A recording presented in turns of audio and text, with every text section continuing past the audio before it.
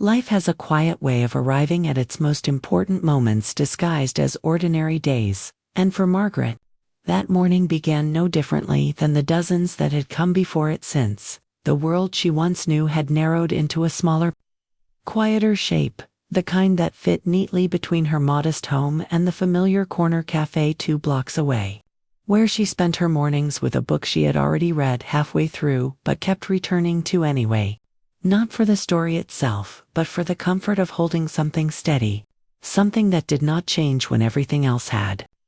And as the soft piano music played faintly from the café speakers, blending with the hiss of the espresso machine and the low murmur of conversations she did not participate in, Margaret sat by the window, as she always did. Her silver hair pulled back neatly, her coat folded over the chair beside her, her fingers resting lightly on the page as if afraid that even the paper might slip away if she held it too tightly, and she thought, as she often did, about how strange it was that silence could feel so loud after 67 years of a life once filled with shared breakfasts, casual arguments over which radio station to play, hands brushing in hallways without thinking, and the kind of companionship that did not require words to be meaningful, because since her husband's passing, the world had grown quieter in ways she had never imagined, not empty exactly, but hollowed. Like a house where the furniture remains, but the warmth has slowly leaked out through unseen cracks. And yet she came to the cafe every morning anyway, because routine was a form of survival. Because movement kept grief from settling too heavily on her chest. Because sitting alone at home felt like waiting for time to notice her and stop. And she did not want that, not yet, not ever. Even if she did not know what she was waiting for instead. And it was in that moment, just as she lifted her cup of tea and turned a page she had already memorized, that the accident happened, sudden and small and utterly unremarkable to anyone else, when a man standing nearby turned too quickly, his elbow catching the edge of his coffee cup, the dark liquid sloshing dangerously close to her table, splashing onto the floor just inches from her shoes, and the sound of it startled her. Sharp and disruptive, pulling her violently out of her thoughts and into the present, where the man froze, eyes wide, already apologizing before she had even fully registered what had happened. His voice layered with embarrassment and concern as he rushed to grab napkins, saying he was so sorry, that he hadn't been paying attention, that he hoped nothing was ruined, and Margaret looked up at him, ready to offer the polite smile she had perfected over the years. The one that reassured strangers without inviting conversation, but something made her pause. Something in the way his hands trembled slightly as he cleaned the floor. Something in the sincerity of his apology that felt unpracticed and genuine. And she found herself studying him instead. Noticing details she had no intention of noticing. Like the faint crease between his brows, the tired kindness in his eyes. The way he looked more concerned about her comfort than his own embarrassment, and she heard herself say softly that it was all right. Truly, that nothing was spilled on her, that accidents happen. And when he finally looked up at her fully, relief washing over his face like sunlight breaking through clouds, he laughed nervously and thanked her, introducing himself as Ethan, his voice warm and slightly self-conscious, and she replied with her name, Margaret. Expecting the exchange to end there, expecting him to return to his table and her to return to her book, but instead he hesitated, glancing at the novel resting in her hands, asking if she liked it. And she answered honestly, telling him she did, though she wasn't sure why she kept rereading it, and he smiled at that, saying sometimes stories change as we do, that the same words can mean something entirely different depending on when we read them. And something in that simple observation slipped past her defenses, because it echoed thoughts she had never spoken aloud, and before she realized it, they were talking, not in the rushed, surface-level way strangers often do, but in the careful, curious way of people who were not in a hurry to be anywhere else. And he told her he came to the cafe to work on his laptop, but ended up watching people instead, because he found stories in them. and she admitted that she liked the window seat because it made her feel like she was still part of the world even when she felt distant from it. And as minutes turned into something softer and less measurable, Margaret felt an unfamiliar sensation stir within her, a gentle warmth that frightened her in its unfamiliarity, because it was not grief, and it was not memory, but something present and alive, something that existed only in the now. And that realization made her retreat slightly, her smile tightening as she reminded herself, firmly and silently, that this was just a conversation. That she was a widow in her late 60s, speaking to a man barely half her age. That whatever ease she felt was inappropriate, imaginary. A trick of loneliness playing games with her heart. And yet when he spoke about his work, about how he had moved to the city years ago and still felt like he hadn't quite found his place, she recognized that feeling too, because grief had made even familiar places feel foreign. And as he listened to her speak about her mornings, about the comfort of small rituals, she was struck by how attentively he listened, not politely, not distractedly, but with the kind of focus that made her feel seen rather than indulged. And suddenly she was remembering her husband's laughter, the way he used to tease her about her habits, the mornings they had shared coffee without needing to speak, and the memory did not hurt as sharply as it usually did, because it felt connected rather than separate, as if her past and present were briefly existing in the same space without colliding. And when Ethan eventually glanced at his watch, surprised at how much time had passed, apologizing again for interrupting her morning, she felt a strange disappointment settle in her chest, subtle but undeniable. And when they stood to leave, exchanging a final smile, he hesitated once more, casually mentioning that he came most mornings to, that perhaps they would see each other again.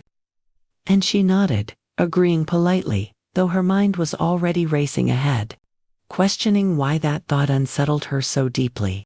And as she walked home afterward, the streets feeling both familiar and altered, she found herself replaying the conversation, not because it had been extraordinary, but because it had been gentle, because it had reminded her of a version of herself she had quietly set aside after loss, a version that still enjoyed connection, still noticed kindness, still felt curiosity rather than resignation. And later that evening, as she sat alone in her living room surrounded by photographs of a life fully lived, she asked herself questions she had avoided for years, about whether loneliness was something to endure or something to answer, about whether allowing joy again meant diminishing what had come before. And she slept restlessly that night, her dreams filled with half-remembered moments and the sound of a café door opening, unaware that the chance encounter she was trying so hard to rationalize away had already begun to ripple outward, gently but insistently, toward a future she had not allowed herself to imagine yet. In the days that followed that first unexpected meeting, Margaret told herself repeatedly that nothing had changed, that her routine remained intact, that she was still the same woman who woke early, folded her blanket neatly, and walked to the café with measured steps and no expectations. Yet despite these reassurances, she noticed how her gaze drifted toward the door more often than usual, how her heart gave a small, unwelcome flutter each time it opened, and how she felt faintly foolish for reacting this way at all. Reminding herself that curiosity was not desire, that conversation was not connection, that a single moment did not rewrite a lifetime. And yet, on the third morning after the spill, as she settled into her usual seat and opened her book with deliberate calm, the door swung open and there he was, Ethan, scanning the room with the same uncertain hope she felt tightening in her own chest. And when their eyes met, something unspoken passed between them, not excitement exactly, but recognition, as if both had quietly wondered whether the other would return, and now pretended surprise at the answer. And he smiled, that same open, unguarded smile, approaching her table with a careful politeness, asking if the seat across from her was taken. And she hesitated just long enough to hear her own doubts. What would people think? What would her children say? What did she even want from this? Before nodding and telling him to sit. because saying no felt like denying something small but meaningful. And from there, the days began to unfold in a new rhythm, subtle enough that Margaret almost convinced herself it was imagined. As Ethan started appearing most mornings, sometimes arriving before her and saving the seat, sometimes coming later and apologizing unnecessarily for being late as if they had an arrangement. And they talked about books and music and the changing seasons, about the way mornings felt different depending on the light, about the comfort of routines and the fear of breaking them. And sometimes they spoke of nothing important at all, filling the space with gentle observations and quiet laughter that surprised Margaret with its ease, because she had forgotten how natural it felt to laugh without effort, without memory pulling it backward into sorrow. And yet, alongside that warmth grew a complex tangle of emotions she struggled to name, because every moment of enjoyment was followed closely by guilt, a sharp internal question asking whether she was doing something wrong, whether enjoying another person's company meant she was erasing the years she had shared with her husband, whether she was betraying a love that had defined her entire adult life. And these questions followed her home each evening, lingering as she prepared dinner for one, as she folded laundry that no longer belonged to anyone else, as she passed framed photographs and felt both comforted and accused by their presence. And when her daughter Claire called one afternoon, casually at first, then with a subtle note of concern in her voice as she asked why Margaret seemed distracted lately, Margaret felt a flicker of panic, answering vaguely, brushing it off as nothing more than fatigue. But Claire pressed gently, sensing change even through the distance of a phone line, asking if her mother was seeing someone, if there was someone new in her life. And Margaret closed her eyes as she answered, choosing her words carefully, saying there was a man she had met at the café, that they talked sometimes, that it was nothing serious, just conversation, just company. And there was a long pause on the other end before Claire responded, her voice cautious rather than judgmental, reminding her mother to be careful, to protect herself, to remember that not everyone had good intentions. And Margaret listened quietly, torn between appreciation for her daughter's concern and a sudden, unexpected resentment at the implication that she needed permission to feel anything at all. And after the call ended, she sat in silence for a long time, wondering when exactly she had allowed herself to be reduced to a fragile version of who she once was, wondering when independence had quietly transformed into invisibility. And in the following weeks, as her connection with Ethan deepened into something steady and familiar, she found herself reflecting more often on the parts of herself she had set aside long ago, dreams she had postponed and never returned to, interests she had abandoned in favor of practicality and responsibility. And as they began to take small walks together after their café mornings, strolling through nearby parks where autumn leaves gathered at their feet, she noticed how easily conversation flowed, how he asked thoughtful questions without prying, how he listened without trying to fix or define her experiences, and how he shared parts of himself with equal openness, speaking of his work frustrations, his uncertainty about the future, the way he sometimes felt unanchored despite his youth. And Margaret was struck by the irony that age did not guarantee clarity, that both of them, separated by decades, were navigating the same essential question of how to live fully in the present, without being imprisoned by the past or paralyzed by the future.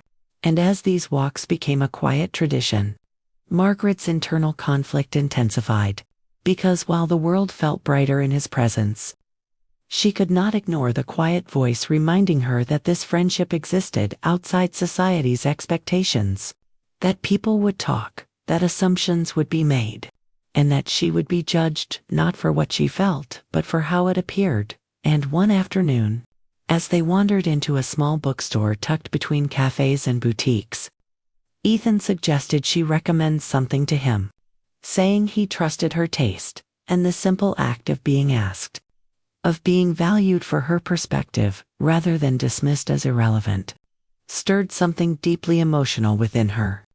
and she spoke animatedly about a novel that had once changed her life. Recalling who she had been when she first read it, how hopeful she had felt, how open to possibility, and as she spoke, she realized she missed that version of herself. Not because she wanted to erase the years that followed, but because she wanted to reconnect with the woman she had been before. Grief taught her caution. And later that evening, as she prepared dinner, humming softly without realizing it, she was startled by her own lightness. By the way, her reflection in the kitchen window seemed less tired, less guarded, and this startled her more than sadness ever had. Because grief felt justified, predictable, whereas happiness felt dangerous, like something she might lose if she acknowledged it too fully. And when she met Ethan the next morning, he arrived carrying a small paper bag, sheepishly explaining that the bakery down the street had reminded him of something she mentioned liking. And as he handed her the pastry, apologizing again as if the gesture required justification, Margaret felt a rush of emotion so strong it nearly brought tears to her eyes, not because of the pastry itself, but because someone had listened, had remembered, had acted with kindness, without expectation. And she thanked him, her voice unsteady, brushing off his concern with a smile. But later, alone again, she allowed herself to sit with that feeling, acknowledging that companionship did not have to be dramatic to be profound, that intimacy could be built quietly, one conversation, one shared moment at a time. And yet, despite these realizations, fear remained her constant companion. Because every step forward seemed to invite potential loss, and she wondered how much courage it took to choose joy when sorrow felt safer, more familiar. And as the weeks passed, Margaret noticed that neighbors began greeting her differently. That glances lingered longer than before when she walked with Ethan. That curiosity sharpened into speculation, and she felt herself shrinking slightly under that attention, instinctively pulling away even as she longed to lean in. And it was during one such moment of hesitation, standing at a crosswalk as cars passed and conversation paused, that Ethan turned to her and gently asked if she was all right. And the concern in his voice broke something open inside her, because instead of deflecting, instead of offering the polite reassurance she had perfected, she admitted quietly that she was afraid, that she didn't know what people would think, that she didn't know what she herself was allowed to want anymore.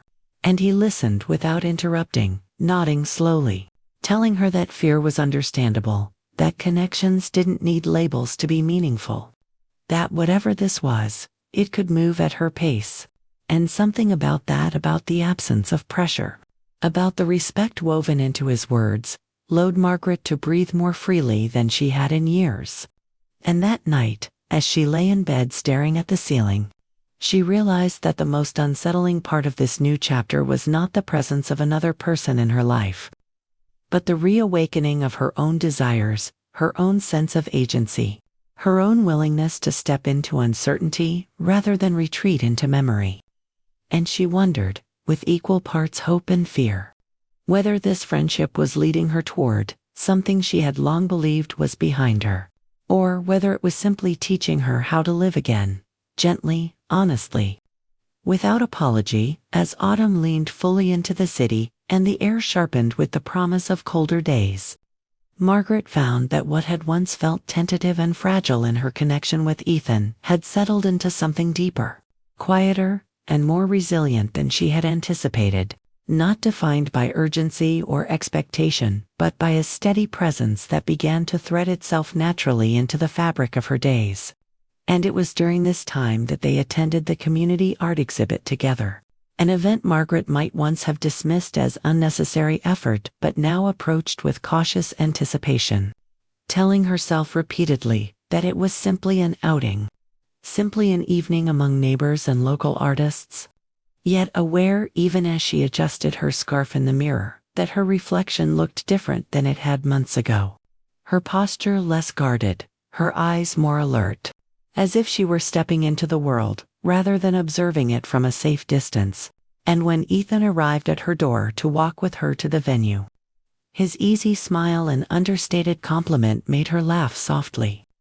surprising herself again with how instinctive the response felt, how little she needed to brace herself around him.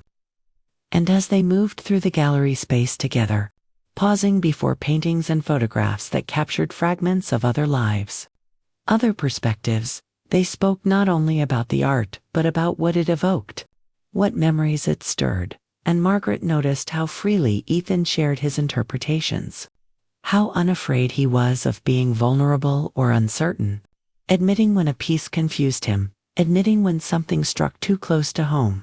And this openness encouraged her to do the same, to speak without editing herself for politeness or restraint. And when they stood before a series of portraits depicting women at different stages of life, Margaret felt a familiar tightening in her chest, recognizing in those faces echoes of herself at various ages.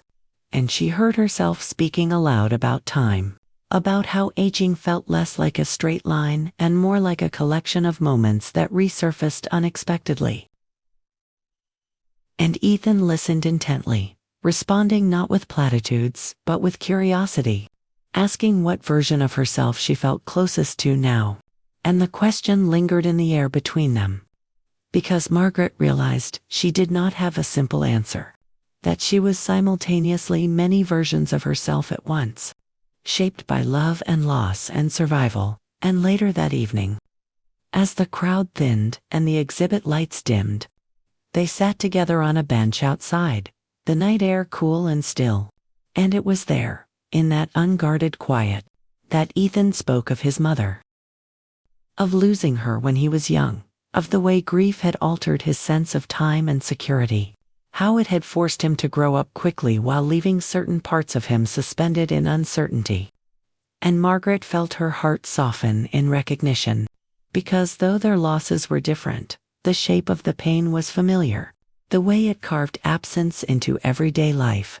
And she shared with him memories of her husband not as an obligation to the past but as a living part of who she was, speaking of small, tender moments rather than grand declarations, of shared jokes and routines, of how love had once felt solid and unquestionable. And as she spoke, she realized that saying his name aloud no longer felt like reopening a wound, but like acknowledging a chapter that still mattered. And Ethan's response was not awkward or dismissive, but gentle and grounded, affirming that the past did not disappear simply because life continued. And it was in that exchange, balanced delicately between memory and presence, that Margaret began to understand the nature of their connection, recognizing that it was not driven by infatuation or loneliness alone, but by a shared willingness to see each other fully, without erasing what had come before. And yet as this realization settled in, so too did a new wave of tension, because their closeness had become visible, impossible to dismiss as coincidence or convenience. And Margaret felt the weight of observation pressing in from the edges of her world, neighbors' glances lingering longer, acquaintances making casual comments that carried unspoken assumptions, and even her own children's concerns growing more pronounced in their tone and frequency. And she found herself retreating inward again, questioning whether she had misjudged her capacity for scrutiny, whether she was strong enough to weather judgment not only for herself but for Ethan as well.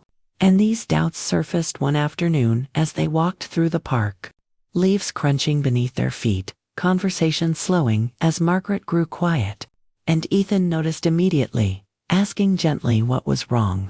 And though her instinct was to deflect, to protect him from her uncertainty, she found herself admitting that she was afraid of hurting him, afraid that her hesitation would create distance or confusion, afraid that society's expectations would eventually force a choice she was not ready to make. And Ethan listened, nodding thoughtfully, acknowledging that he felt the tension too, that he was aware of the way people looked at them, the assumptions made, the judgments implied. But he expressed his feelings without pressure, saying that what mattered most to him was honesty and respect, that he valued their connection regardless of how others perceived it. And this reassurance was both comforting and unsettling, because it left the decision squarely in Margaret's hands. forcing her to confront her own boundaries and fears, rather than hiding behind external disapproval. And that night, alone again in her home, she returned to the letter her husband had written her years ago. One she kept tucked safely away, reading his words with fresh eyes, noticing the encouragement woven into them, the emphasis on living fully rather than cautiously. And she wondered whether she had misinterpreted loyalty as self-denial, whether honoring the past truly required sacrificing the present. And as days turned into weeks, Margaret and Ethan continued their quiet rituals, their conversations deepening in ways that felt both natural and profound, discussing faith and doubt, purpose and regret, the subtle ways people learn to protect themselves after loss. And Margaret was surprised by how often Ethan's insights mirrored her own unspoken thoughts, reminding her that emotional maturity was not determined solely by age but by experience and reflection. And she began to see him not as a symbol of something forbidden or improbable, but as an individual who met her where she was, neither idealizing nor diminishing her experiences. And yet, even as their bond strengthened, Margaret felt the weight of an unasked question hovering between them, the recognition that what they shared was no longer easily categorized, that it occupied a space between friendship and something more, defined less by labels than by emotional intimacy. And she wrestled with this ambiguity internally, torn between the comfort of clarity and the freedom of undefined connection.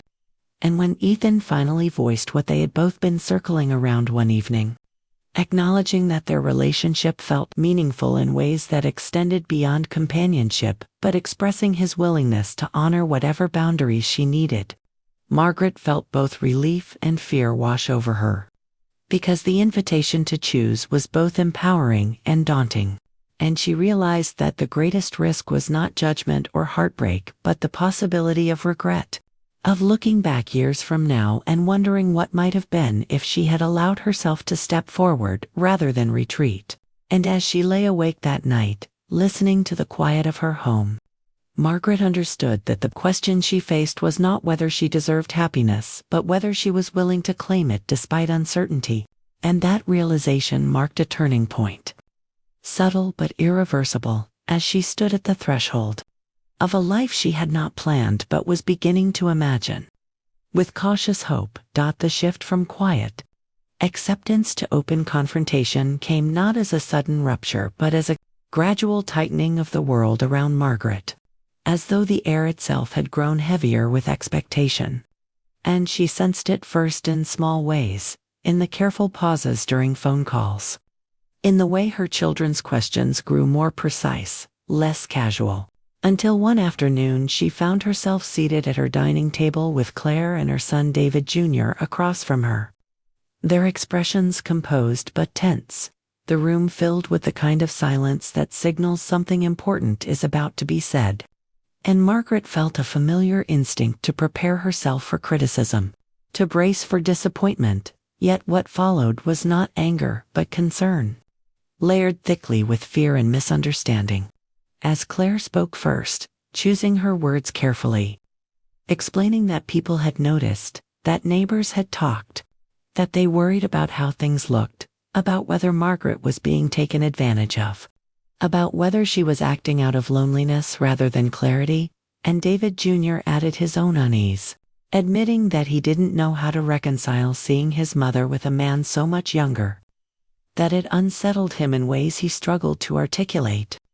And Margaret listened, hands folded tightly in her lap, her heart aching not because their concerns were malicious but because they were rooted in an image of her as fragile, diminished by age and loss. And when she finally spoke, her voice surprised even herself with its steadiness, as she told them that she was not confused, that she was not being manipulated, that she was aware of the way things appeared and had considered it deeply, that what she shared with Ethan was built on respect and choice, rather than desperation. And yet even as she defended herself, she felt the sting of doubt creep back in. Because love, she realized, did not exist in isolation. It rippled outward, touching family, community, memory, and expectation. And that night, after her children had left with reassurances that felt conditional rather than complete, Margaret retreated into her garden. The familiar earth beneath her feet, grounding her as she carried a small box of mementos. Sitting beneath the fading light as she unfolded a letter written years ago by her husband. His handwriting instantly recognizable, the words filled with affection and encouragement. And as she read, tears blurred the page, not because she felt accused by his memory, but because she felt understood. Because his words spoke of living fully, of not shrinking from the future out of loyalty to the past. And she whispered aloud questions she had never dared to voice, asking whether moving forward meant leaving him behind, whether joy was a betrayal or a continuation of the love they had shared. And in that vulnerable moment, alone with memory and doubt, Margaret allowed herself to grieve not only what she had lost, but what she had denied herself since. Recognizing that fear had quietly governed her choices long after it was necessary. And the following days were marked by distance. Not because Ethan pulled away, but because Margaret did. Overwhelmed by the weight of expectation pressing in from all sides, and Ethan sensed the change immediately, asking gently whether she needed space, and she nodded. Grateful for his understanding yet aching at the thought of causing him pain, and when they finally spoke openly, sitting together in the park, where their conversations had once flowed easily, Margaret confessed her fear, her uncertainty, her exhaustion from constantly justifying her happiness, and Ethan listened with the same quiet attentiveness she had come to rely on. His response measured and sincere, as he told her he did not wish to replace her past, that he did not see their connection as a competition with memory, that he wanted only to be part of her life as it existed now, and his words struck deeply, because they reframed the narrative she had been struggling against, reminding her that happiness did not erase what came before but expanded the space of living. And yet despite this clarity, Margaret felt the weight of choice settle heavily upon her, because understanding did not eliminate fear, and for several nights she slept poorly, her thoughts circling endlessly, replaying conversations, imagining futures both hopeful and lonely, and she questioned whether the courage she felt in private would withstand the scrutiny of the world.